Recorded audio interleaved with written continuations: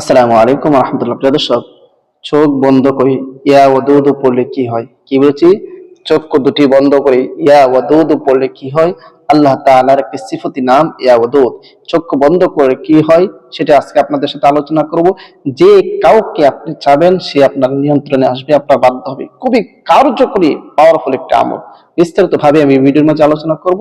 তবে ভিডিওটি শুরু করার আগে আপনাদের কাছে একটা রিকোয়েস্ট, যারা আমার চ্যানেলের মধ্যে নতুন আছেন অবশ্যই চ্যানেলটি সাবস্ক্রাইব করে পাশে থাকা বেল আইকনটি বাজিয়ে দেবেন। প্রিয় দর্শক, মহান আল্লাহ পাক রব্বুল আলামিন সিফাতির নামের অনেক পাওয়ার, অনেক ক্ষমতা। কারণ আল্লাহ তাআলা নিজেই বলেছেন যে আল্লাহ তাআলা অনেক সুন্দর সুন্দর নাম আছে, সেগুলো দ্বারা তোমরা আল্লাহকে ডাকো। আর আয়াতের মধ্যে বলেছেন তোমরা আমাকে ডাকো, আমি তোমাদের ডাকে সাড়া দিব। সুতরাং আমরা যদি সঠিকভাবে সঠিক নিয়মে আল্লাহকে ডাকতে পারি, আল্লাহ তাআলা বলেছেন আমাদের ডাকে সাড়া দিবে। সুতরাং আমরা আল্লাহ তাআলার গুণবাচক নাম দ্বারা, সুন্দর সুন্দর নাম দ্বারা আমরা আল্লাহকে ডাকবো। আর সুন্দর সুন্দর নাম কয়টি? হাদিসের মধ্যে এসেছে আল্লাহ তাআলার সুন্দর সুন্দর নাম হচ্ছে 99টি, 1 এই 99 নামের মাঝে এক নাম হচ্ছে ওয়াদুদ, ইয়া ওয়াদুদ।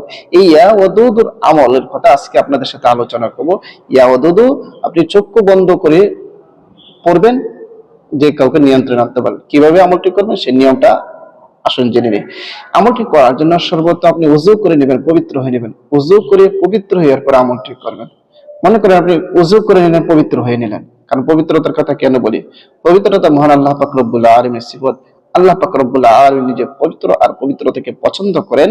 সুতরাং পবিত্র হয়ে যখন কোনো কাজ করা হয়, সেই কাজের যে গ্রহণযোগ্যতা, সেই কাজের পাওয়ার অনেক বেড়ে যায়। এই জন্য পবিত্র হয়ে ওযু করে আপনি আমলটি করবেন। মনে করে ওযু করে নিলেন, পবিত্র হয়ে নিলেন, এরপর নিরিবিলি স্থানের মধ্যে বসে যাবেন। বসে গিয়ে সর্বপ্রথম 3 বার ইস্তিগফার পাঠ করবেন। আস্তাগফিরুল্লাহ রাব্বি মিন কুল্লি যামবি ওয়া আতুবু ইলাইহি লা হাওলা ওয়ালা কুওয়াতা ইল্লা বিল্লাহি আলিয়্যিল আযীম। 3 বার ইস্তিগফার পড়া যখন শেষ হয়ে যাবে, এরপরে 11 বার যে কোনো দুরূদ শরীফ পড়বেন। আমি দুরূদ ইব্রাহিম পড়তেছি, যেই দুরূদ শরীফ নামাজের মধ্যে পড়া হয়। اللهم صل على محمد وعلى آل محمد كما صليت على إبراهيم وعلى آل إبراهيم إنك حميد مجيد اللهم بارك على محمد وعلى آل محمد كما باركت على إبراهيم وعلى آل إبراهيم إنك حميد مجيد। এরকম ভাবে 3 বার ইস্তিগফার এবং 11 বার দুরূদ শরীফ পড়া যখন শেষ হয়ে যাবে, এরপর আপনি চোখ দুটি বন্ধ করে পড়বেন ইয়া ওয়াদুদু, ইয়া ওয়াদুদু, ইয়া ওয়াদুদু, ইয়া ওয়াদুদু, ইয়া ওয়াদুদ।